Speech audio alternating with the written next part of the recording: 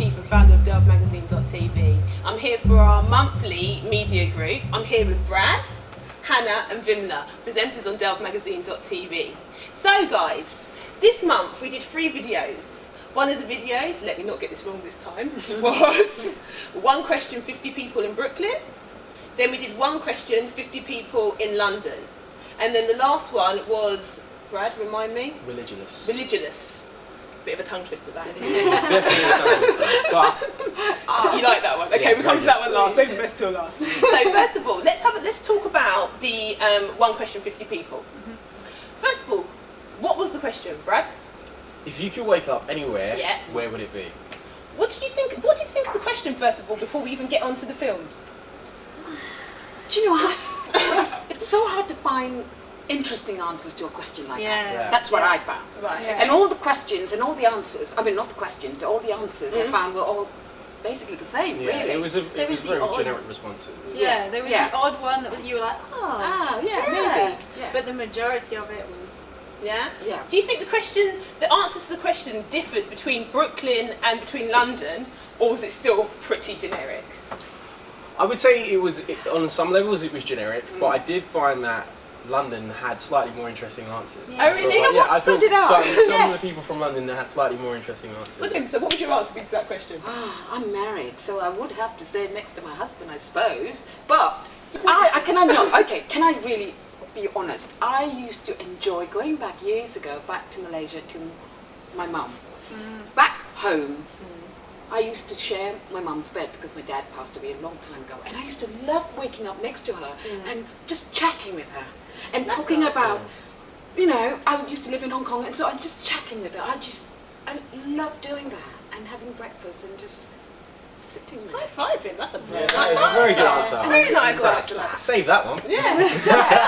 Hannah, what's your one? well, it's just whether I'm honest. I think you're going to have to be... Am I honest or not?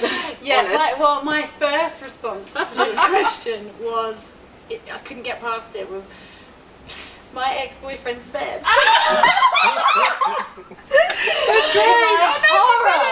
My horror. And then I watched the video a bit more, and I saw this great historian guy from London who came up with all these brilliant places that he was like. So you picked up his answer. He was really interesting. And I was like, but I would love to wake up in the court of Henry VIII. I would love to go back there. I'd be a little worried about my neck. About the upper Belinda. But I'm obsessed with that period, so I guess if I could wake up anywhere, that'd be nice. Yeah. Different. Brad. Well, maybe kind of what Vimla said. Going back to a time when I was really happy, I used to live with like 2 of my best mates, and we shared a flat in London. And I just remember when we was young and fun and dumb and going out all the time, but that just being such good times. Yeah. And I think if I could kind of go back to that period in my life and reminiscing, you know, like I would, definitely. That would maybe be it for me. Wow, no worries. I'm going to add it onto the video now. So for me, my place, I think actually, Brad, it was quite a good one that you said. I think I'd go back to when I wasn't really an adult yet. So I know we're an adult at 18, but I wasn't really an adult yet. No. So I think that when I was 22, I've got 4 best mates.